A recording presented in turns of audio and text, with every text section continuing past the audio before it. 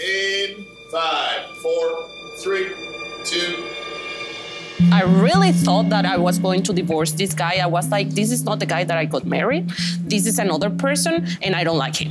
One of my biggest fears is that my body will never be the same again. Now, as you can see, I wear oversized clothing. I refuse to buy new clothes that fit this new body that I'm in. When I was in that first child state and I would see those golf clubs at the front door, like fire would like shoot from my eyeballs. People don't talk for real about intimacy after kids.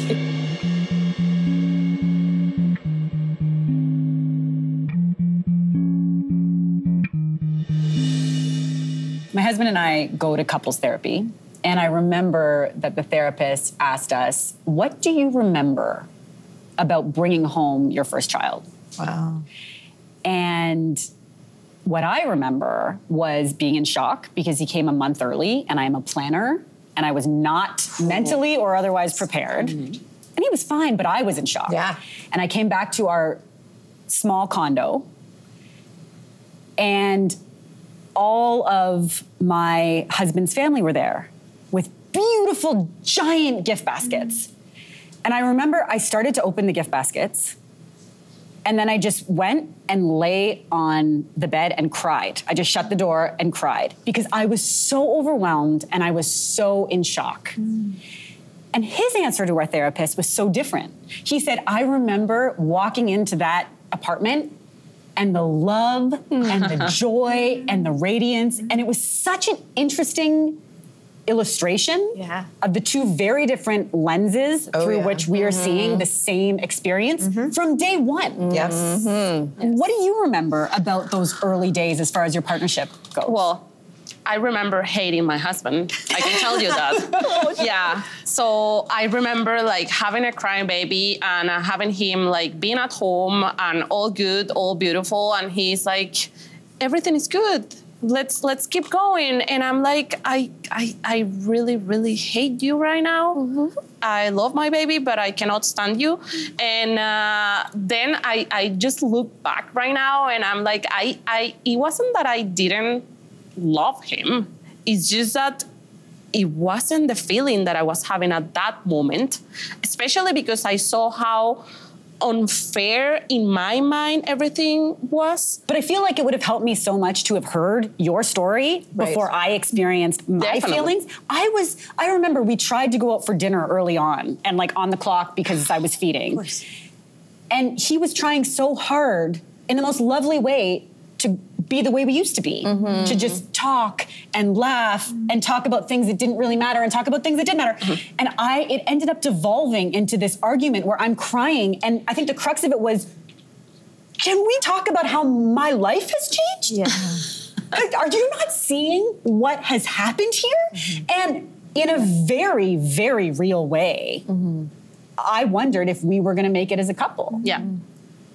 And now, having some distance from it, my kids are 2 and 5. Yeah. I strongly believe we're going to make it, and I value him so much as a teammate. But in that moment, in those early days, it was very real to me that we might split up over this. I thought that I was going to get divorced. I really thought that I was going to divorce this guy. I was like, this is not the guy that I got married. This is another person, and I don't like him. Well, and feelings of probably, did I choose wrong? Exactly. Like, am I doing this wrong, or was I like crazy when I chose this guy? Like, what's going on here? Yes. Yeah. I remember reading a book called How Not to Hate Your Husband After Kids. And it was so helpful, but also made me feel less alone, because it was like, oh, if there's a book called this, I can't be the only one. But Sabrina, how has your relationship with your partner been impacted by having kids? Yeah, I mean, I think one of the things that I always say is kind of like can be representative of a relationship and you have to be very intentional about is it can just become a series of logistical like conversations, right? We've got 3 kids, we've got 2 busy careers, like time after, if you look at our text message history, it's like, who's going to be there when, who's doing this when, who's there, what's for dinner, what's for dinner, do you go groceries, blah, blah, blah, blah, blah.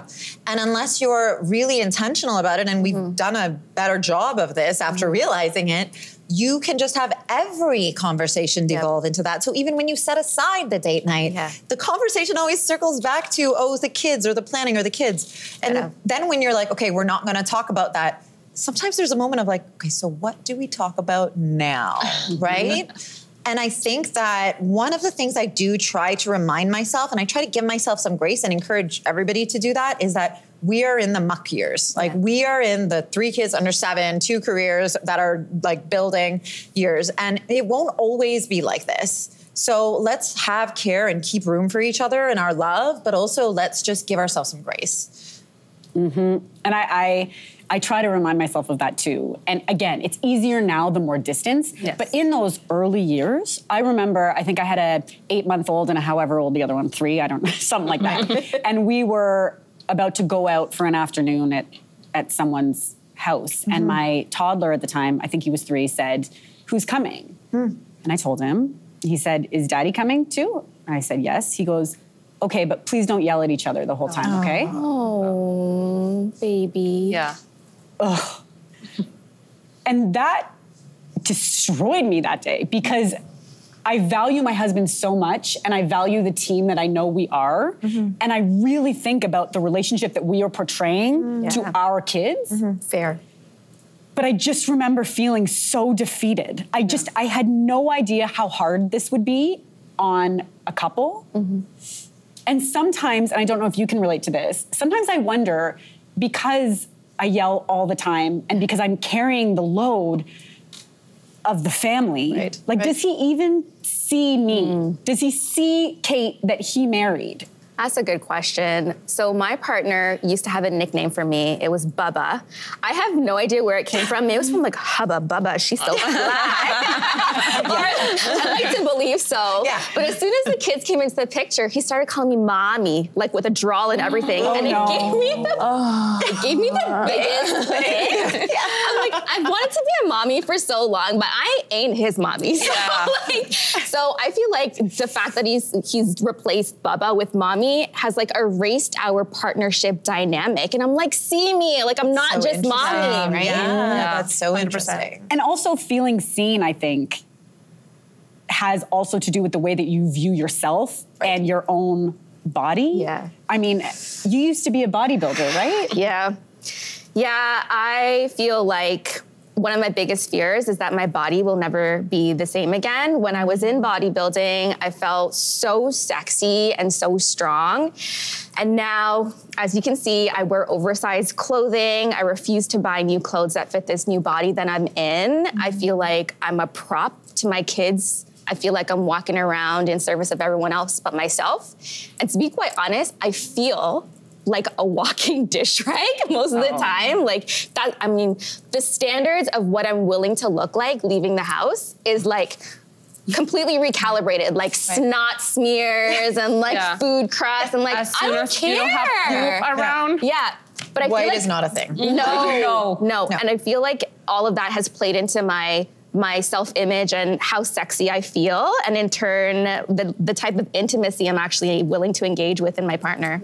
I just feel compelled to say in this moment, being just a couple steps ahead of where you are right now, like you can, and it takes so much work. It takes so much out of you, but like day after day, like if you kind of want that, I totally think that you can achieve it. Yeah. And to me, it's like, it's not even like physical or whatever, but to me, it's just health. Yes. Guy got gestational diabetes with 2 kids, and now I feel like I want to live longer. I have to. Yeah, I feel like that's coming on right now. I'm like in the thick of just living on a toddler diet, which is like high fat, carbs. Like, that's all I got time for. But like, thank you for saying that. No, like really, I truly the trajectory is looking optimistic. Yeah.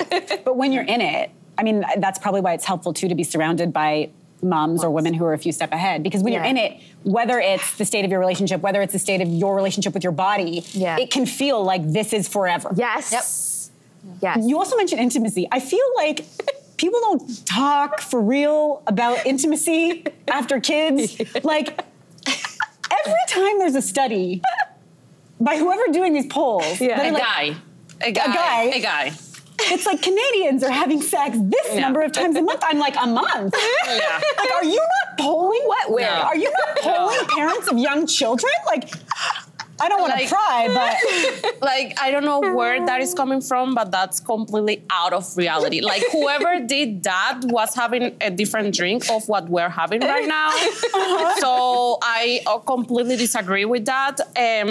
and whoever said about the 6 weeks after giving birth. Like when the doctor or midwife says you're clear to have sex. There's a countdown for sure. You know? Good Lord. When I was told about that, I was like, this is a joke. Yeah.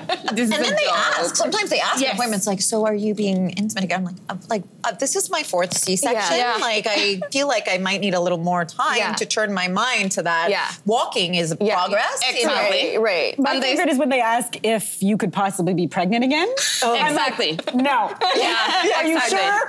Yes. Maybe through osmosis. I have my doctor asking me and giving me like the pamphlets about like the contraceptives and all, and I'm like, but I'm sure. What am I going to do with that? I'm like, it's not happening. So, but 6 weeks really, like whoever did that was a guy. It was a male doctor. Yes. One of the feelings that I've experienced since becoming a mom as it pertains to my partner is a boatload of resentment. And I think that's because we went into this as equals. Yeah. We were teammates in every senses of the word. We both wanted this kid. We both had careers that we were passionate about. Yeah. He would beat me to my midwife appointments with our first, and he would have the list of questions. Wow. Like he's so dedicated and devoted. And it felt like the day that we had a kid, my whole life changed. My ability to socialize, my ability to work the way I wanted to work out, my ability to think, my freedom. Yeah.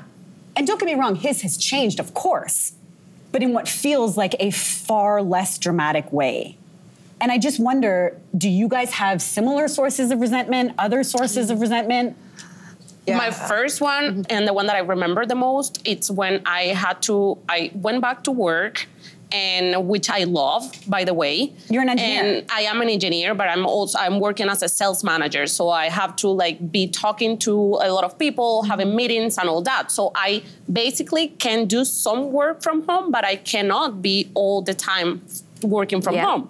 So when my kid started daycare, viruses go all the way. And my kid started being sick sometimes, so he has to stay home.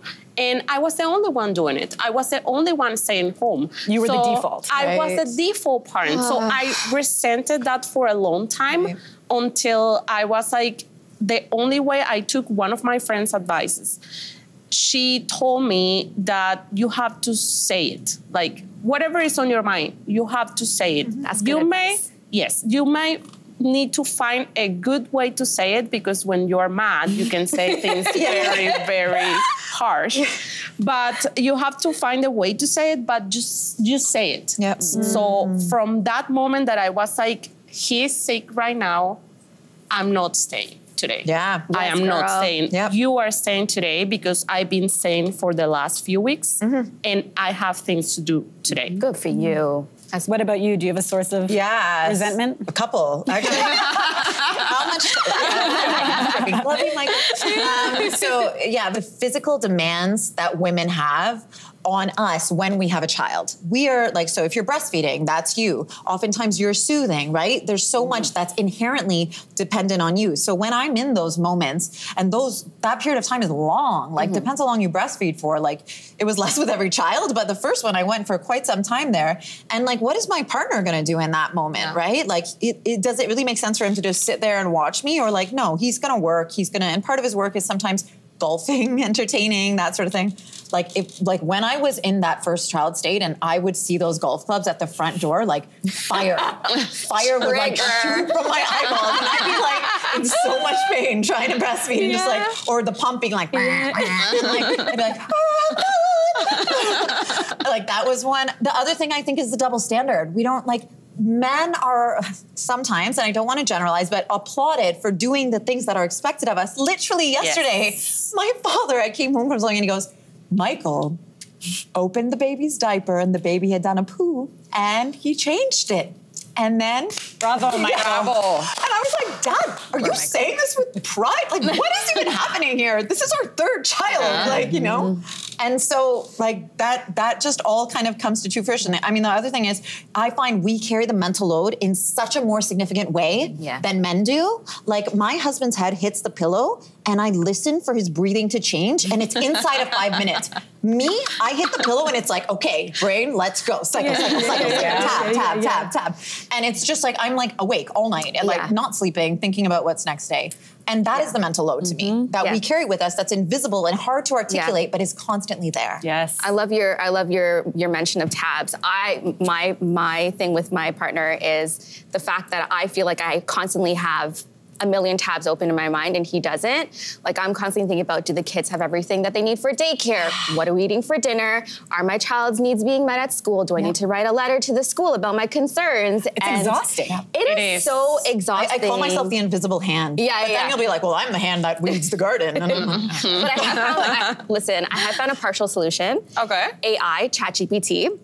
What? Yeah, so my daughter was having an issue at school and I was mulling over how to address it for weeks. And I was trying to engage my partner in a critical discussion about it. And he would not, like, he was just exhausted and whatever it was, I needed him to have a position and he wouldn't. So I explained the situation to ChatGPT. You turned to a robot. Oh my God. And I asked it to weigh out the pros and cons of the issue and it gave me the most balanced, like comprehensive analysis of like the things to consider, and I was able to come to a solution about it. I sent it to my partner, and his response was, "Wow, so GPT's your husband now?" Yeah, I was just gonna say the husband. And I was like, "Boy, are you feeling type of way about it?" Because when you can be as attentive as a robot, we can remove GPT out of the equation. He thought it was funny, but like seriously, life hack. Who needs dads when you have ChatGPT? 100%. Yeah. Wow. Huh. I don't even know. ChatGPT. I'm going to try that for a variety of uses. Improving marriages everywhere. Yeah. For real. One of the things that I'm always after is advice or tips or hacks, especially because, again, I think with couple stuff, we keep it under wraps. Like, I think we've really normalized, for example, going to therapy as individuals. Yeah. But I think to say, oh, we're in couples therapy is still a bit taboo. Right. I mean, you take your car for regular maintenance. Yeah. Totally. Why not your relationship? Totally. Good way to say it. In that regard, trying to do this with another person is hard. Yeah. Have you guys, and Sabrina, I'll start with you, like, have you found anything that's been helpful? Yeah, I mean, we early on recognized that, you know, we were working very late hours, like logging in after work, trying to raise a baby. And at some point, Mike had said, a colleague said, you know, we should consider getting a nanny. And it's a very privileged position to be able to say, we're going to get a nanny. Yeah. But we made that decision for us, and it was a huge expense, and it's you know, there's sacrifices that come with it. But what it has allowed us to do, because now my focus is on my children rather than kind of trying to do all the things when I come home or when I finish work, right?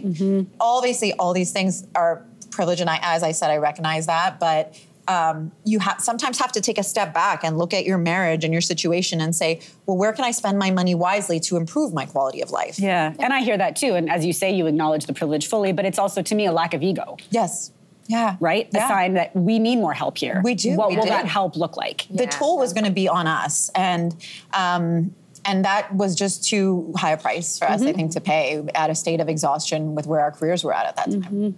Yeah, I love that for you. Yeah, thank you. For me, I think it was like, it's speaking honestly about the challenges with other couples. Yes. Yeah. I remember I was at a point with my partner where we both agreed that we needed a mediator or we would need one soon. And then it was just timely that a bunch of our friends got together. We're all young parents. Right. And we all managed to get out of the house without kids and met up at a friend's place. We all sat on the couch, unplugged, no tech. We spoke for probably like 4 hours about all of the different challenges and dynamics that are surfacing as a result of parenting and partnership with kids. And I think we all left feeling like that was group therapy. We were able to cover things like, many of us are South Asian, so we were able to cover cultural nuances like grandparents and cultural expectations and communication styles and how that plays into like tensions between us. And another model that I thought works really well is, I'm picky with my babysitters and childcare, but we have 2 young families who live in close proximity to us. And we're kind of going through the same motions every day, like bedtime, then we all sit on the couch. So what we have done is we'll have a friend come over and sit on our couch. My partner and I will be able to step away for a few hours to have a date night. Oh. And then we would take turns doing the same thing. And it was the most ideal model because it's free awesome. And we have a trusted person in our home when we're not home. So they're with our kids, right? That's an example of the village coming through. Yeah, both the things that you share. 100%. I love that. I love it. You know what helped when I think back to that first year of mat leave when I was raging was I binged watched This Is Us, which is not normally my jam, like the sappier dramas. But you know why I appreciated it? First of all, I could get the tears out. But second of all, it was such a good reminder that we are playing the long game. Yes. Like I'm so drawn to stories that show you families over time because you can get so locked into the day-to-day hardship and forget that what we are building is special. Yep. And I think if we can all keep that in mind, we're probably better for it. 100%. Yeah, 100%. I'm with you.